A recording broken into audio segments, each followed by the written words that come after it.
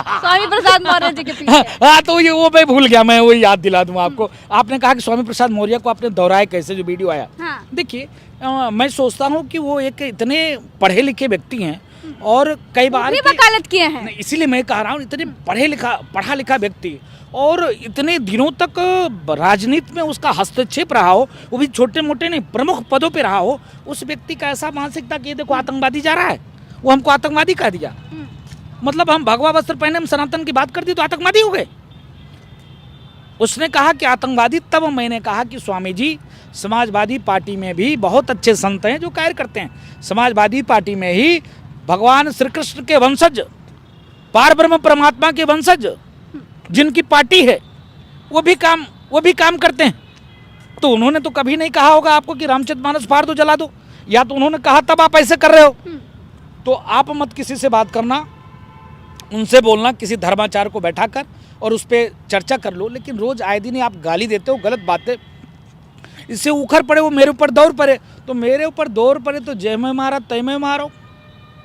हनुमान जी की शिष्य हूँ, सनातन धर्म का एक सेवक हूँ, तो फिर तो जय जय श्री राम, बोल बजरंगबली की जय, ऐसा कार्य हो गया तो मैं क्या करूँ।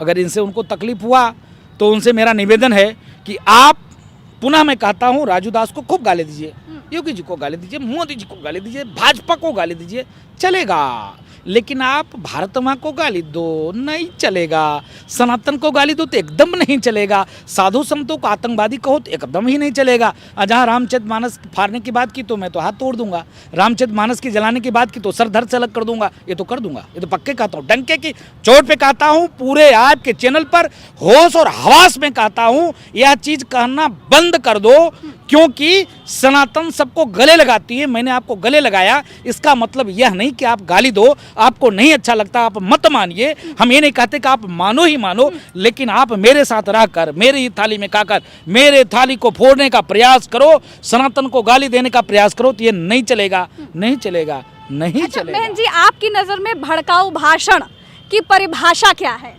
नहीं, मेरे नज़र में भड़काऊ भाषण का परिभाषा यह है कि मैं यह कह दूं कि आपको रहने का अधिकार हिंदुस्तान में नहीं है, या मैं कह दूं कि तुम यहाँ से छोड़ के चले जाओ, या कह दूं कि इस व्यक्ति को यहाँ नहीं रहना चाहिए, मैं ऐसा कर दूंगा।